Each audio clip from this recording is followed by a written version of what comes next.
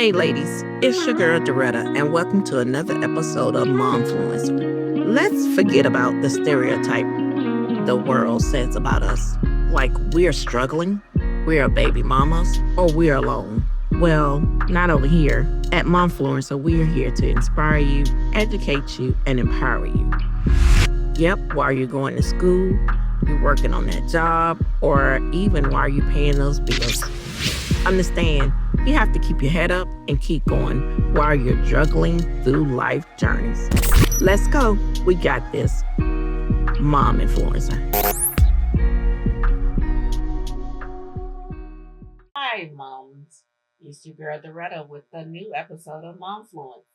Yes, I've been away for about a month, but we know.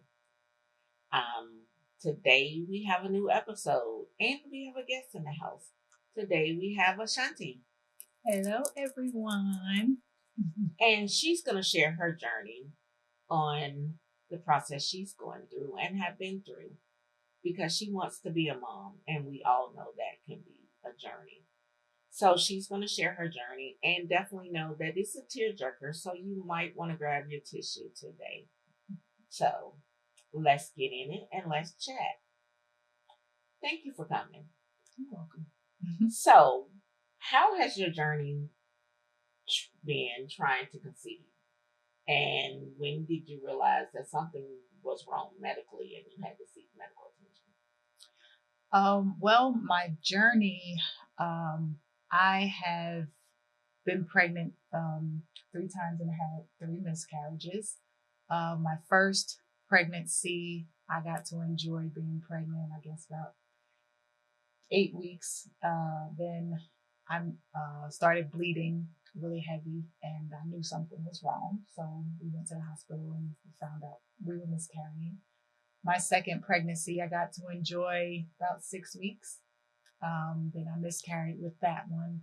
And my third pregnancy, I only got to enjoy being pregnant for about 2 weeks before I miscarried with that one. So it's been an emotional roller coaster. Each time that I got pregnant, we were not trying to get pregnant. Between my second and my third pregnancy, it was 4 years before I got pregnant again, and that's what made me seek help. Because I'm like, okay, when we weren't trying, we got pregnant, but here we are trying, and nothing is happening.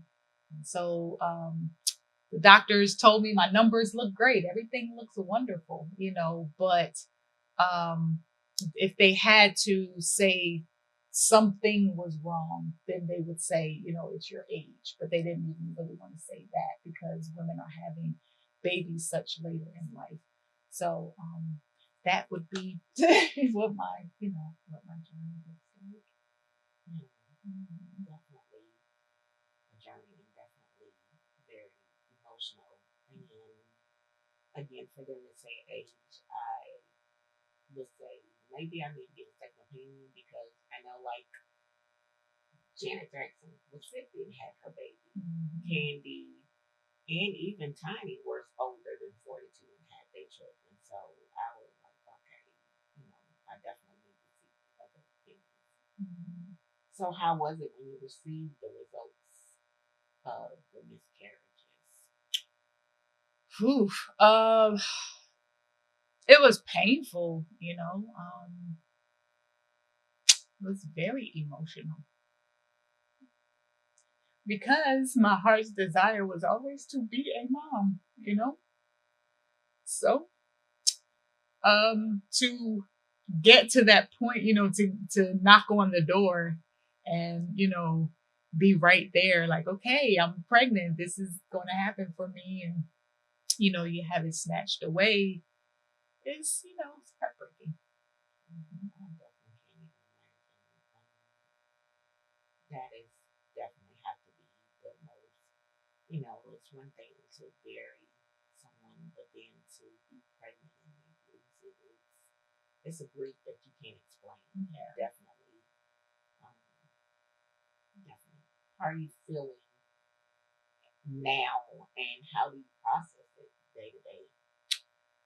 Um, Now I'm kind of at a point where I I don't think about it as much as I used to. Now that I'm older, um, since the passing of my mom, I really don't think about it that much anymore because, that was something that I wanted the two of us to share. And so now that she's no longer here, the desire for it is not, I'm not as passionate about it as I used to be. But I will say I'm not giving up on it. If it were to ever happen, then, hooray, Yeah, But it's just not something that stays with me all the time anymore. Yeah, yeah. Exactly. I need that to happen, baby. Yeah. Understand. So, what does your support system look like, and are they here for you, or were they there for you then? Yeah, my family, they really came through for me, once finding out that, I was pregnant, it was the excitement was there, like, okay, this is happening. And, once I lost the babies, my support system, they were there, to give me hugs and encouragement and, give me the love that I needed. So yeah, I definitely have a wonderful support system. Yeah. Okay. Mhm. That's good to know because you definitely need someone there to support you. Not just to say, hey, you can cry on my shoulder, but definitely like, hey, let's go out to lunch and take your mind off of this that happened. Definitely. And I heard you say you had a DNC, so I have heard that that could definitely be painful to go through. Yes. Actually, the DNC was not as painful as my the first miscarriage I had, where I had to actually pass the pregnancy. That was very painful. That was very, very painful. The DNC wasn't too bad. They gave me some great drugs. Gave me some great drugs, and but yeah, that wasn't too bad. A little cramping, but not too bad. Because so the miscarriages, some of it has been physically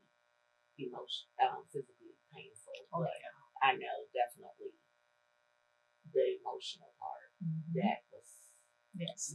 Share And it still sticks with me because, with my pregnancies, they gave me my due dates. And so when those different dates roll around, I cry. I still cry. Um, because, I think about like, oh, my baby would have been, 5 years old. Oh, my baby would have been, so I do have those moments. So yeah. Yeah. That is very, very sad. Have you sought help or someone to talk to for coping from those issues? I haven't. I basically just kind of deal with it, in my own way. But I have not seeked out any counseling or anything like that.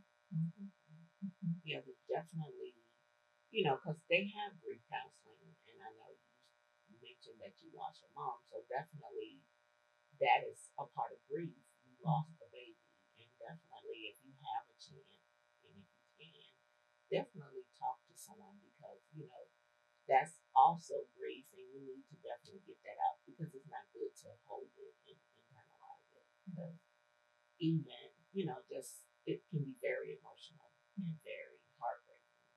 So definitely, whenever you can, definitely talk to someone. So, and we're definitely not saying you would never have a baby, but what happens if you are not able to have a child? And like I said, we're not saying this is true because we know in the Bible, Sarah was how old in Abraham, and they still had a child. I know we're not in the Bible days, but definitely, like I said before, Janet was 50. So, what would happen if whatever and you don't get to have a baby? Well, if I never have a child, one thing that I am grateful for is that, God gave me children along the way, as far as my niece and my nephew, and my godson and my goddaughters. Is I'm thankful that I got a chance to, even help give your daughter some guidance. Just I'm thankful that, I was given the children, to help raise and to help, give guidance to and things of that sort. So even if I, don't have a child of my own, I can at least be thankful for that. I would love to foster one day, possibly even adopt. But, that's something that my husband and I would have to talk about, Yeah, definitely. Mhm. So how does Mother's Day feel? Mother's Day. Oh boy. Mother's Day for many years was very hard for me because I'm not a mom. I basically dealt with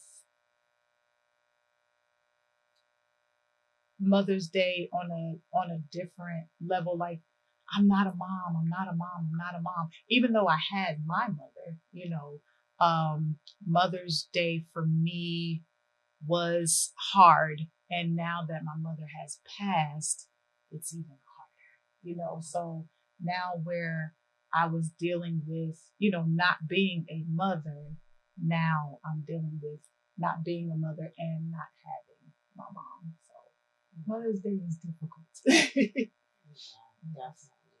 I can't even imagine. I know for me, it's Father's Day that is difficult as my father passed on. But, it's totally different. Mom is the nature and the nurturer, and so it's hard, definitely. So, do you talk to another woman, or have you talked to other women about your journey and that might be going through this journey? What would you say to them? I would say keep trying, keep trying, keep praying, and don't give up if it's something that you really, really want, if it's your heart's desire, because the doctors don't have the final say. The doctors, they know the science that they know, but God has the final say. So I would basically just give them the advice to keep going. And if it's, it's what you want, keep going. Yeah. And I heard you mention that maybe one day you might foster or adopt. So have you considered other options, even surrogacy?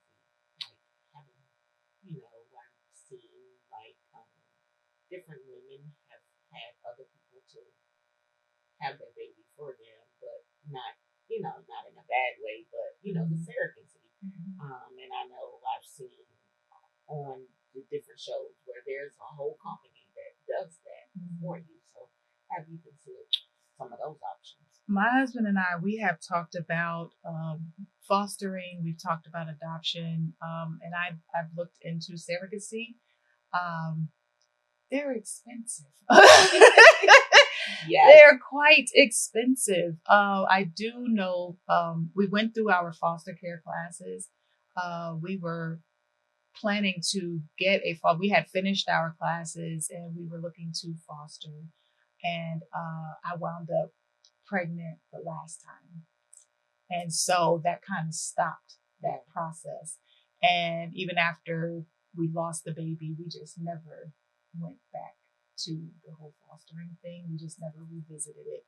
So, so yeah, I hope that one day, we can do that, because, there's many children out there that need a home, they need, someone to love on them. And that's something that I really would like to experience, in my life. Yeah. But at the same time, like I said, as far as having a child is not like in the back of my mind. Yeah. Like you said, it's Like you have other things to focus on. And I definitely can understand that with you've had the miscarriages, you lost a parent. So that can be very, very devastating. And you are still grieving the loss of your mom and the children that you lost. So definitely that is something that you definitely need to take in consideration. And like I said before, it is very important to definitely talk to someone. Um, with this month being mental health month, it is very important that we definitely seek help from others that is there for us, and even from a professional standpoint and a mental health therapist. I always stress there's nothing wrong with talking with someone when you're going through. So definitely take that in consideration. Um, and always know that there's always someone that is there to listen for you and hear what you're going through.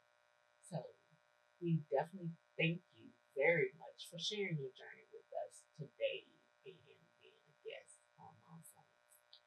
For sure. So thank you again. And to all my incredible moms, single moms out there, your strength, your determination lights up the world. You are doing an amazing job. Always know that. Keep going. Your courage and love shapes the future. And definitely, again, thank you, Ashanti, for being a part of today's episode of Momfluence. And know that God has the last say so, not man. And never let anyone tell you any different. Love y'all.